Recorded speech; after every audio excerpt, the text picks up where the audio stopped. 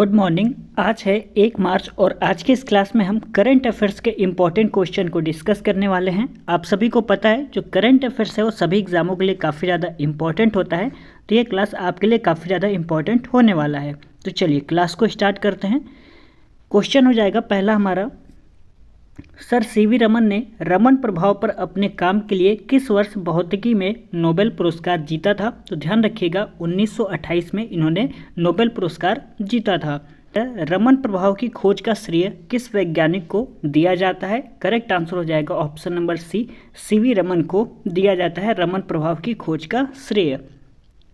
इसके बारे में कुछ जान लेते हैं। विस्तार अधिक यह दिन 1928 में इसी तारीख को भारतीय भौतिक विज्ञानी सर सीवी रमन द्वारा रमन प्रभाव की उल्लेखनीय खोज की याद दिलाता है।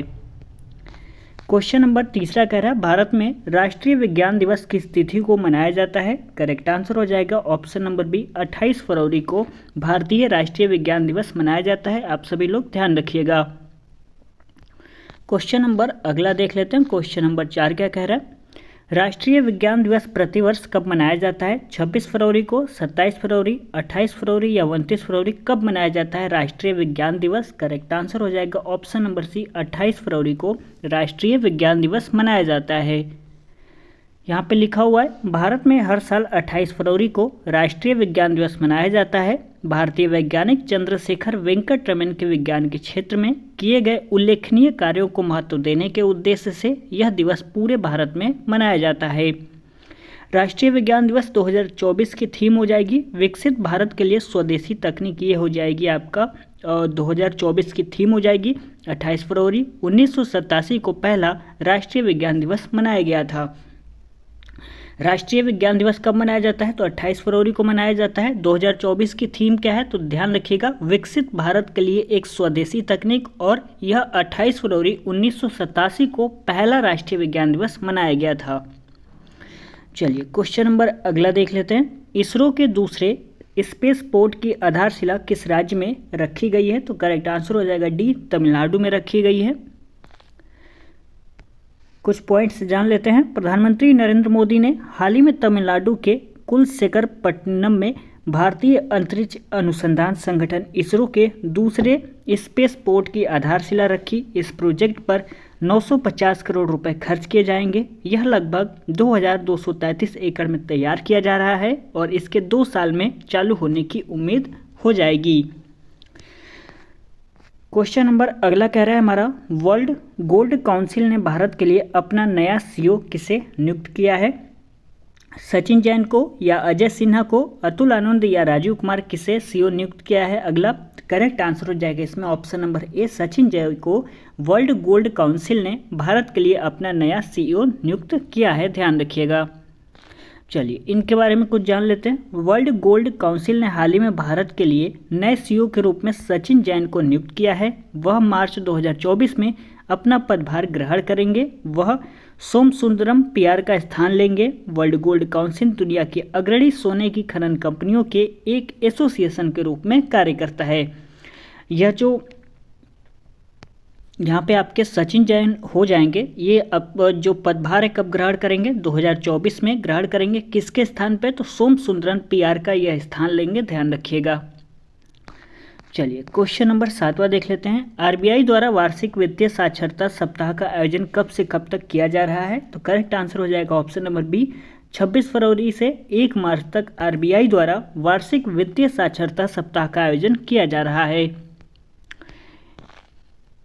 इसके बारे में कुछ जान लेते हैं। भारतीय रिजर्व बैंक आरबीआई 26 फरवरी से 1 मार्च 2024 तक आयोजित अपने वार्षिक वित्तीय साक्षरता सप्ताह अभियान के माध्यम से युवाओं के बीच वित्तीय साक्षरता को बढ़ावा दे रहा है। इस वर्ष का थीम सही शुरुआत करें, आर्थिक रूप से स्मार्ट बने है। वर्तमान में आरबीआई के गवर्नर शक्तिकांत दास हो जाएंगे। यहाँ से आप सभी ये ध्यान रखिएगा कि भारतीय रिजर्व बैंक 26 फरवरी से 1 मार्च 2024 तक आयोजित अपने वार्षिक वित्तीय साक्षरता सप्ताह अभियान के माध्यम से युवाओं के बीच वित्तीय साक्षरता को बढ़ावा दे रहा है।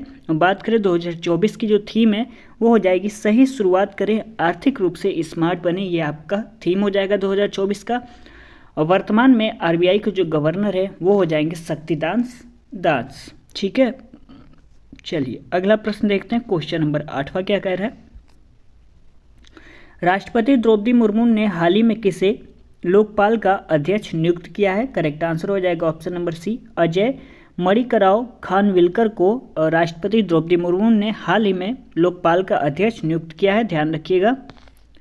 इसके बारे में कुछ जान लेते हैं। राष्ट्रपति द्रौपदी मुर्मू ने पूर्व एससी जज जस्टिस अजय मणिकराव खानविलकर को लोकपाल का अध्यक्ष नियुक्त किया है। यह पद पिछले 2 साल से खाली था।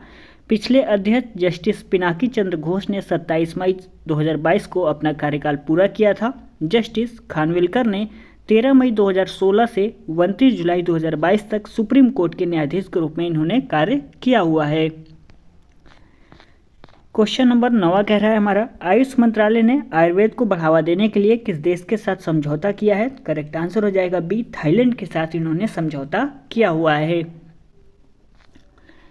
लिखा हुआ है यहाँ पे, आयुष मंत्रालय के अंतर्गत राष्ट्रीय आयुर्वेद संस्थान जयपुर और थाईलैंड के थाई पारंपरिक एवं वैकल्पिक चिकित्सा विभाग ने आयुर्वेद और थाई पारंपरिक चिकित्सा में सहयोग के लिए एक समझौता ज्ञापन पर हस्ताक्षर किए हैं। नई दिल्ली के हैदराबाद हाउस में आयोजित भारत थाईलैंड संयुक्त आयोग की 10वीं बैठक के दौरान यह समझौता किया गया है।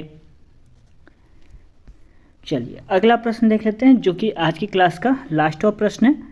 चुनाव आयोग ने किसके साथ मिलकर मेरा पहला वोट देश के नाम अभियान शुरू किया है? करेक्ट आंसर हो जाएगा ऑप्शन नंबर बी, शिक्षा मंत्रालय। चलिए इसके बारे में कुछ जान लेते हैं। लोकसभा चुनाव को देखते हुए पहली बार मतदान करने वाले युवाओं को मतदान के प्रति रुझान बढ़ाने के लिए चुनाव आयोग ने शिक्षा मंत्रालय के साथ मिलकर मेरा पहला वोट देश के नाम अभियान शुरू किया है। इसके तहत उच्च शिक्षण संस्थानों में 28 फरवरी के 6 मार्च के बीच अभियान यह चलाया जा रहा है। तो आज की क्लास में केवल इतने ही प्रश्न थे। यदि वीडियो आपको पसंद आया होगा तो प्लीज़ वीडियो को लाइक ज़रूर कर दीजिएगा। अपने दोस्तों में इस वीडियो को आप सभी शेयर कर सकते हैं। एक प्यारा सा कमेंट कर दीजिएगा यदि आपका दिल करे तो, और चैनल को सब्सक्राइब जरूर कर लीजिएगा ऐसे ही वीडियोस पाने के लिए। तो मिलते हैं अगले क्लास में, तब तक के लिए बहुत बहुत धन्यवाद।